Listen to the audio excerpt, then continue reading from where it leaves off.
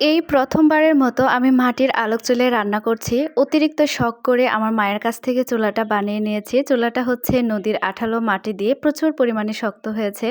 আলহামদুলিল্লাহ খুব সুন্দরভাবে চুলার মধ্যে জালগুলো জ্বলছিল।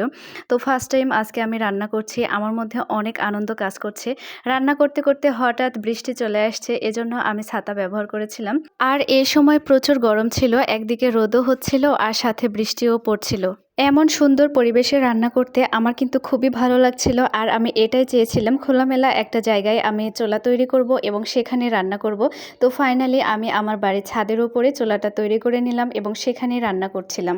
আর আজকে আমি সবুজ শাক রান্না করেছি, কারণ শাকের ভর্তা খেতে আমার ভীষণ ইচ্ছে করছিল। যে কোনো ধরনের শাক হোক না কেন, শাকগুলো সুন্দরভাবে ভেজে নেওয়ার পর আলাদাভাবে যদি ভর্তা করা হয়, এটা আমার কাছে অনেক বেশি প্রিয়। শুধু আমার না, আমার পুরো পরিবারের প্রত্যেকটা মানুষ শাকের ভর্তা ভীষণ পছন্দ করে। তো আজকের ভিডিওটা ছিল এ পর্যন্ত। সবাই ভালো থাকবেন। আসসালামু আলাইকুম।